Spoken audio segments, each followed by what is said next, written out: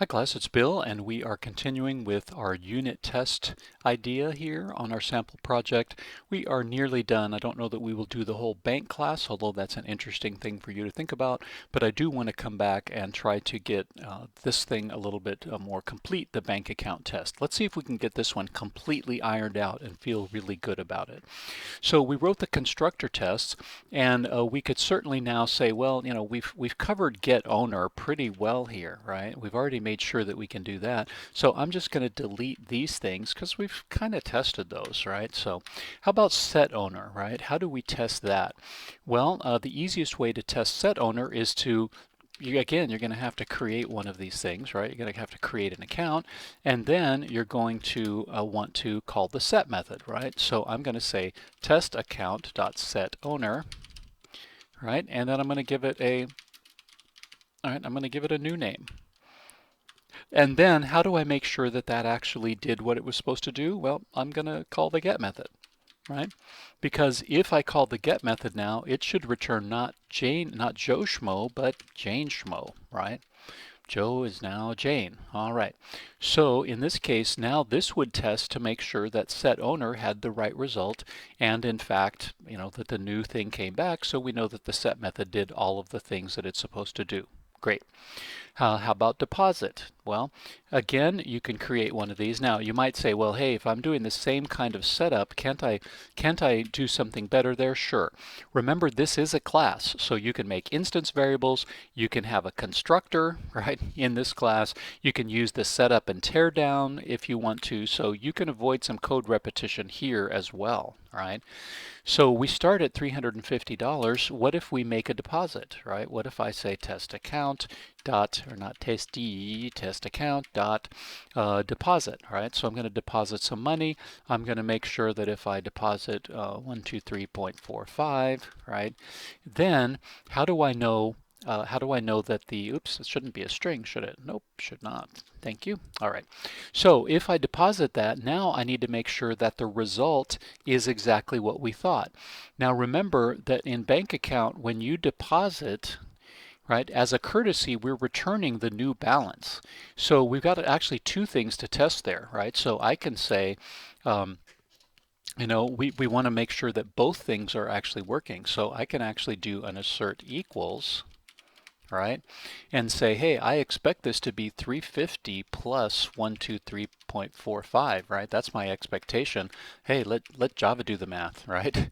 And then I know now, right, that if I call deposit, that in fact already has a return, and this should be returned, right? The return from the actual deposit call should be that. And then I may want to do a secondary thing, because there really are two ways to do that. And that is, maybe I come up here, right, and I just do that same assert equals, but now again I'm expecting, right, the result to be that. So I'm making sure, because really there's two things, right? There's the return from the deposit call, and then there's get balance. So maybe silly, but hey, I'm trying to be thorough here, right? I'm trying to test every which way that it might go wrong, right? Again, think creatively. Don't count on your code being perfect. Think, hey, how can I really, really verify that everything that should work does in fact work? Okay. Same thing with withdraw. Right? In fact, one could argue I'd probably test these together. They are awfully close to each other, right? It's unlikely one is going to fail without the other one. So maybe I just simply now copy this line, right? And now I'm going to withdraw a certain amount of money, right? And I'm going to withdraw, I don't know, $49 and, 27 cents, right? And now what I expect the result to be is this minus 49.27. Okay, and again, now if I do an assert equals, I would expect the new balance to be this, right? So I think in this case we're going to say deposit and withdraw. Group things together in small clumps. Don't go crazy and try to test everything at once. The idea here is if this fails, you want to know pretty specifically what's going on, right? You don't want to have one thing that says test everything, and then if it fails, just something happened in there somewhere. But the other thing is to remember that anytime one of these fails, it's going to exit the method. So if you start putting too much stuff here, one thing gets broken, fails, and then none of the rest get tested at all. So don't overload these things, right? It may seem like some extra tedium to do this, but you got to break it down into small pieces. Only put them together when it makes sense. ToString, I'm not going to test that because ToString is not a user-facing thing. It's going to be something that we're going to tweak from time to time. Oh, I missed a space. I want a $sign. So one of the things that I might do is just to make sure that it's not empty, and maybe that it's not the generic thing that comes from Java. Remember, if you don't provide a ToString here, what you're going to get is something that says bank account something, right? When you go to print it, it's going to say bank account at. And so you might do something like that here, right? Make sure that it's not empty. Make sure that it's not whatever the default would come from Java. So I'm going to leave it out for the moment, but that's something that we would do, but just to that extent, right? So in fact, let's write that down just so you have it encoded, right? To do test non-empty. And then test not Java default, which is something like bank account at, and then it's going to have some numbers, right? So if we wanted to really be good there, we would test those things, right? And non-empty, let's go ahead and do that one because that's pretty easy. Again, this is getting a little tedious, and again, you may want very well to think about putting this in a constructor, right? And so now let's make sure that the ToString is not empty. Assert, how could we do that? What's the best thing? Assert. And this is a fun one. It's not just assert true or false, but we could say assert false and then test account dot ToString, right, dot is empty. Okay, so you also have some other things like assert true and assert false. There's some fun things in there that you can use, but you're saying, hey, look, I'm asserting that it is false that this thing is empty, right? It's not an empty string. It's not quote quote. And then this part we would want to make sure that it doesn't start with whatever that traditional thing from Java object class ToString is. I'll leave that for you. Okay, so here now we've written a whole bunch of tests. How do we run them all? This is cool. So right here at the top where we have the name of the class, notice there's a little runner thingy here, and if you click this, you can run all of the tests together. So we're going to run them, and let's see if we come up with any bugs. Nope, that worked, that worked, that worked. Everything passed, so that's great. We feel pretty good about our tests so far. All right, what's missing, right? What's missing? One good way to think about this, and this is not the end-all be-all for testing, but this is a good at least first idea, and that is, have we hit every single line of code? Actually, it's amazing that IntelliJ helps us solve that problem, and so I know I'm taking a little bit longer here, but hey, let's learn, right? Let's really learn all this. IntelliJ is a great IDE, and one of the things that I love is that it can help us answer that question. Because if I haven't hit every line of code in BankAccount, I'm probably not done testing, right? There's probably something missing. So watch how marvelous this thing is. I love this.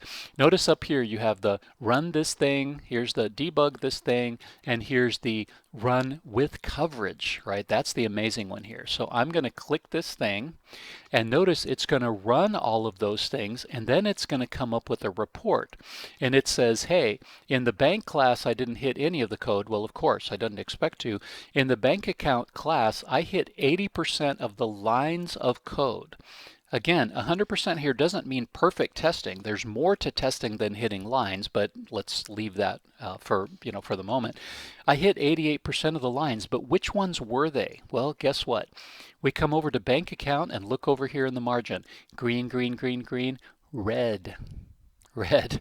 We didn't hit this line. Oh, wow. We didn't hit this precondition. We didn't hit this precondition. We didn't hit, looks like that's it, right? So we didn't hit the precondition, so we're not really done. So that's pretty cool. We go, oh, look, the constructor, there might be a deal where I pass it a null ID and I would expect an exception, right?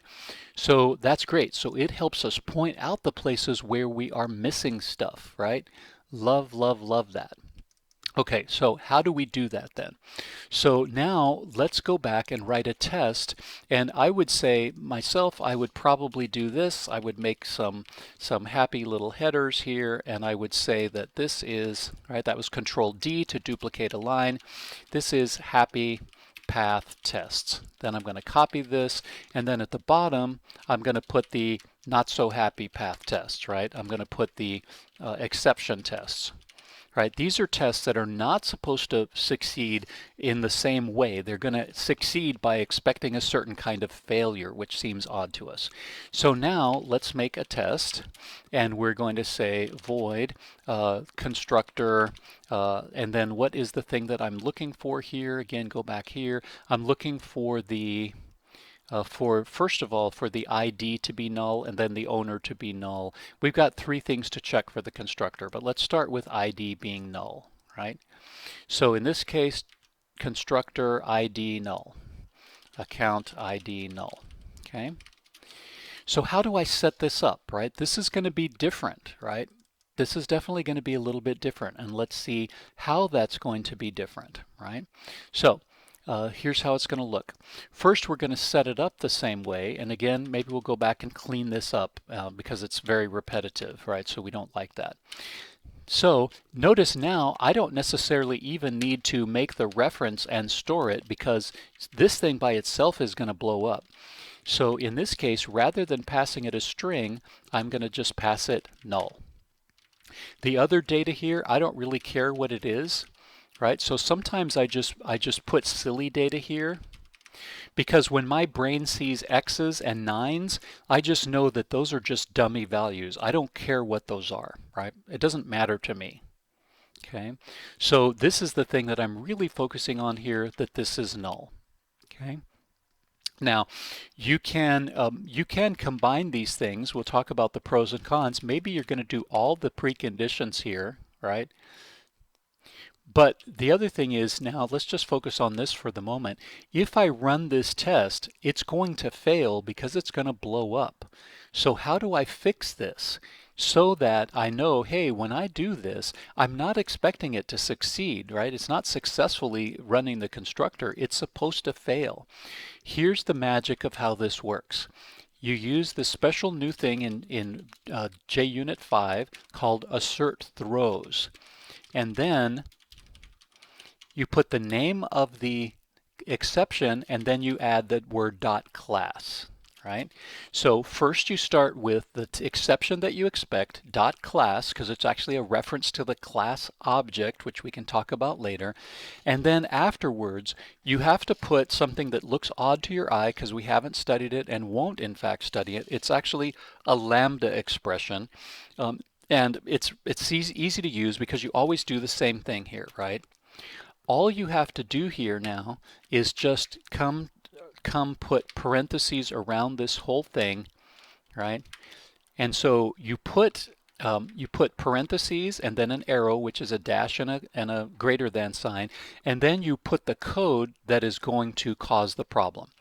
And what you're saying here is I assert that this is the exception that's going to be thrown when you run the following code. Okay? When it's one line like this, you don't have to put it in curly braces, right? You can just write the line of code. If this needed to be more lines, more statements, you could put it in curly braces. Okay? So does that make sense to you? Hopefully it does. And you'll notice that when we run this, you'll see that it should pass, and passing means it in fact did see the exception that it expected. If it doesn't throw an exception, that would be a test failure.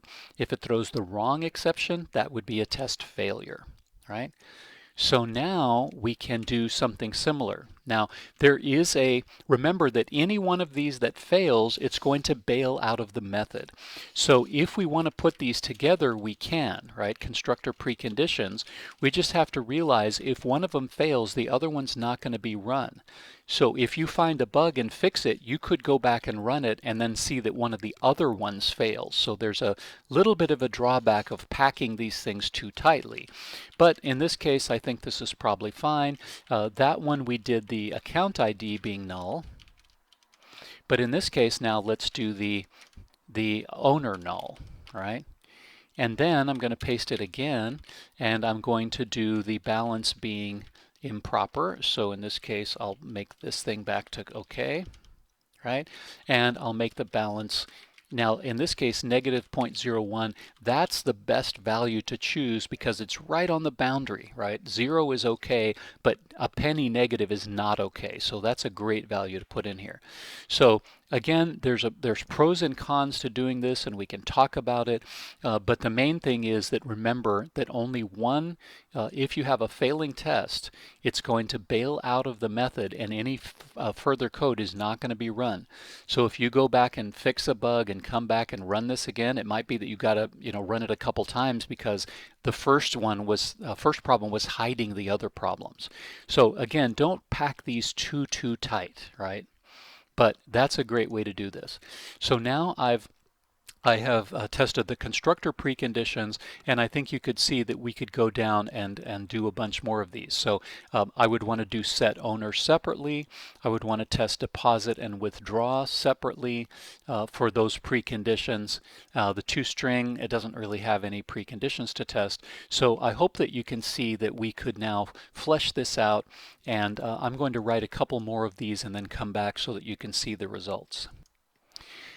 So notice here a couple of quick ones. Here's some preconditions for set owner. So notice I set up the thing, I set up the object, and then I call set owner here, but I again put that in a lambda, right? That's the target of the lambda expression here. So this is an executable, which is the funny lambda term. Again, we're not going to get into the details. Just remember that after the arrow, put the thing that should cause the problem, right? So establish the thing, and then when I call set owner with null, that should trigger this particular exception to be thrown. With deposit and withdraw, I'm making sure in a couple of cases, let me wrap these because they're a little bit long, so I'll bring them down a little bit. By the way, you can see if you go too far, IntelliJ will have a little white line over here, so if you type way too far and you get to about column 100, it'll actually let you know it's time to wrap. But since I have my monitor set up funny, then I'll wrap them a little earlier. There we go. So I make sure that you can't withdraw, you can't pass it a negative number, and I also make sure that you can't withdraw more than you have, right? So one of the things that our withdraw code, and I think we'll see that if we run this is actually going to fail, because I think we've forgotten in our withdrawal code, yeah, you notice it didn't actually work because we didn't write the code. So this is great that we wrote this test. You can't withdraw more than you have. Did we encode that anywhere? No, we probably just withdrew the amount and we didn't even pay any attention, right? So that wasn't very good. So that actually showed that we have a bug, right? So that's something that we have to add some code for, and we would add something like this where we, in addition to verifying that that's non-negative, we make sure that the amount is not greater than the balance, right? And then say, hey, you cannot withdraw more than the current balance. So now we found an actual bug in our code that we missed. We go back here, we rerun this, it should work. That should pass, yep. And now, in fact, if we go up here, we can run all our tests by just doing this, run bank account test. Great, look at all those green check marks, yay. And so now we've got that, and again, lots of fun. We'll come up here and we'll run the coverage tool. And now if we look at bank account, oh, look at that. We've covered 100% of the lines in bank account. So if we go back to the bank account production class, you'll see all happy green lines. So that's fantastic. We took a little more time and a little more depth here, but oh well, hopefully we're learning a lot. Some of you won't have seen this stuff before. If you were in my 142 class, you will have seen some of this. But but it's great review and it's good for everybody to be on the same page about testing. What we're not going to do here is test the bank class. I think you can hopefully figure out how you would do it, but you have to think, how am I going to test every single method? How am I going to make sure that when you do get account it does the right thing? If you do get account with the ID, that it works in those cases where it exists and it doesn't when it's not. So all of these things you want to find a way so that every single method gets tested in a smart way. So we will leave that. Also, the utility stuff hasn't been tested. Might we write some tests for that? Probably, right? It's probably a good idea for us to test our own work. So I would write some tests for utility and I would write some tests for bank. But that brings us to the end of what we wanted to talk about regarding JUnit, right? A lot of interesting information, a lot for your brain to process. Thanks for watching these videos. We will continue talking about JavaDoc so that we really make this project more complete, but we will stop now because this video has gotten quite long. So thanks for watching and listening, and we'll see you in another video.